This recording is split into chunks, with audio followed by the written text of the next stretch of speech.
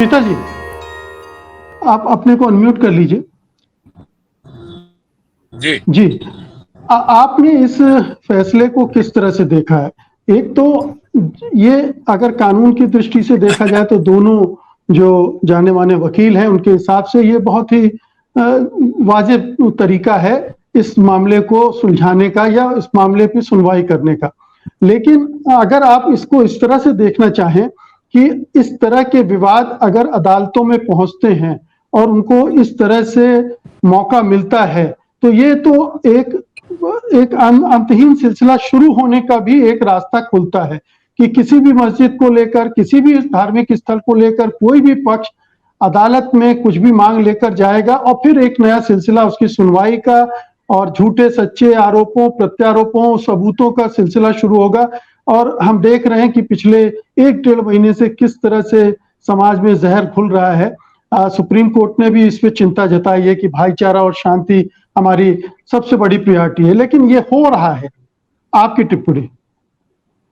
देखिए, मैं कानूनी बात समझता नहीं हूँ उतनी ढंग से और उस तरह से व्यक्त भी नहीं कर सकता हूँ। दो विद्वान वकीलों ने वो बात रखी और उससे असहमति करने की मेरे पास कोई तर्क नहीं है। मैं सिर्फ ये बात करूँगा कि इसका आम लोगों में जो बातचीत है या आम लोगों में जो धारणाएं बनती हैं, बिगड़ती हैं, उन पर क्या असर हो रहा है। देखिए, हमारे देश में ये एक कठिन स्थिति है इस समय कि काफ़ी समय से जो अल्पसंख्यक समाज के लोग हैं, खासकर मुस्लिम समाज, उसके भीतर इस धारणा को पनपने के बहुत सारे कारण बनते जा रहे हैं कि जो अभी हमारा डिस्पेंसेशन है ये उनके प्रति ईमानदार नहीं है और उनके मामलों में भेदभाव करता है।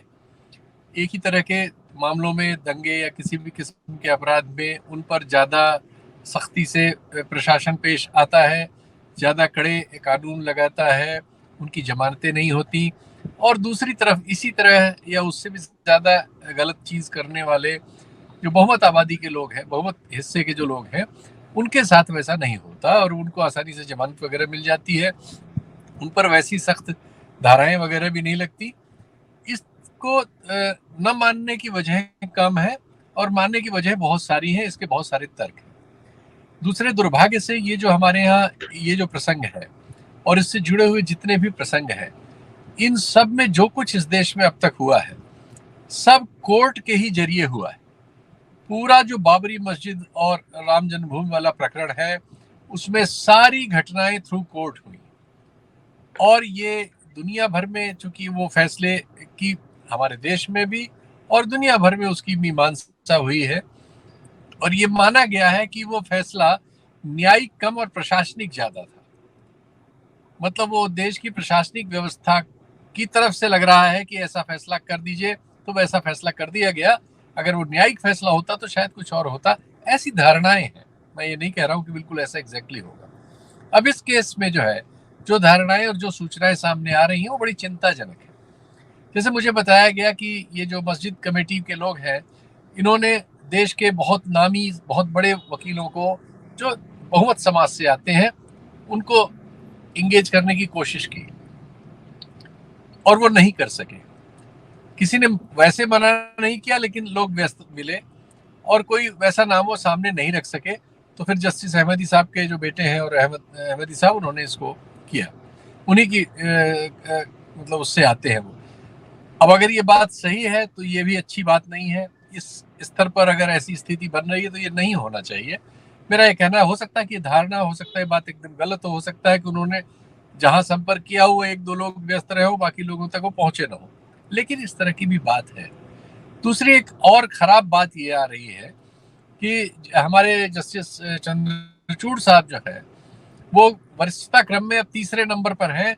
अभी जो वर्तमान सीजेआई साहब हैं, इनके रिटायरमेंट के बाद 3 महीने के लिए ललित साहब आएंगे और उसके बाद उनका नंबर है। हमारे यहाँ ये सरकार आने के बाद से लगातार जो कॉलेजियम सिस्टम है, चूंकि सरकार एक उसका पैरेलल दूसरा सिस्टम लाना चाहती थी जजों की नियुक्ति वगैरह के लिए, जिसको कॉलेजियम ने 2 बार वापस कर दिया है सरकार को। इनमें भी, इनको लेके भी बहुत सारी चर्चाएं सोशल मीडिया और सामान्य समाज में है।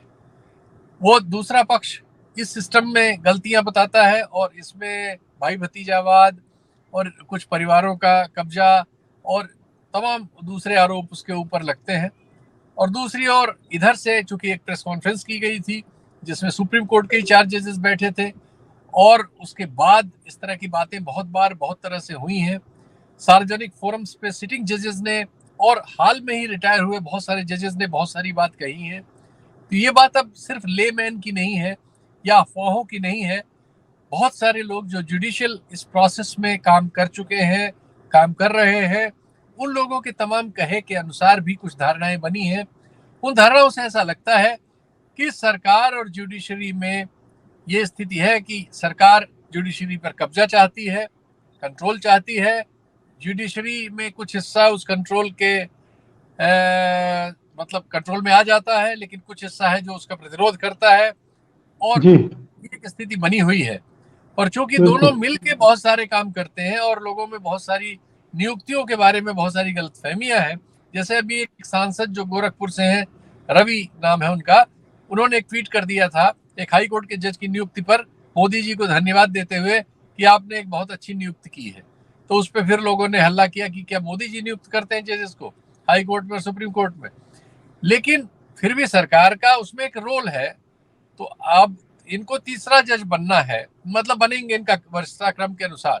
तो इस तरह जी की धारणाएं बनती हैं कि वो इसलिए तालमेल बिठा के इस मामले में ऐसी किसी कंट्रोवर्सी में अभी नहीं जाना चाहेंगे और एक प्रोसीजर का पालन कराना चाहेंगे जिससे कल को कोई भी पक्ष उनसे नाराज या प्रसन्न न हो। जी लेकिन ऐसा न होता तो अच्छा था, क्योंकि जी न्यायपालिका को हम सिर्फ न्याय करते हुए देखना मतलब एक नागरिक के हैसियत से चाहेंगे और किसी बिल्कुल दबाव में या किसी प्रलोभन में। चूंकि पिछले चीफ जस्टिस जब राज्यसभा चले गए तो ये आरोप बहुत पुख्ता भी हो गया है। तो जी ऐसा देखना समाज और नागरिक नहीं चाहते। नहीं शीतल जी, और देखिए, उम्मीद की प्रश्न जानी तो चाहिए जैसा चंद्रचूड़ 2 जी को वरिष्ठ लेकर भी उठते रहे हैं, क्योंकि अयोध्या मामले की सुनवाई में वो भी एक जज थे बिल्कुल और इस बिल्कुल मामले बिल्कुल में थे भी एक और जज हैं जो अयोध्या मामले में हिंदू पक्ष के वकील थे और जी। वो शायद चंद्रचूड़ के बाद मुख्य न्यायाधीश बनेंगे। तो ये सवाल तो अभी बहुत दूरी तक जा रहे हैं, दूर तक जा रहे हैं, हाँ, संदेह के बादल। लेकिन हम जी इसे बेनिफिट ऑफ डाउट देना चाहते हैं, क्योंकि हमारी बिल्कुल जानकारी उतनी गहरी नहीं हो सकती कि अंदर सचमुच में क्या हो रहा है। लेकिन एक चूंकि आपने सवाल पूछा है कि लोग इस जजमेंट के बारे में क्या सोच रहे हैं, तो जो मुझे समझ में आया वो मैंने आपके सामने व्यक्त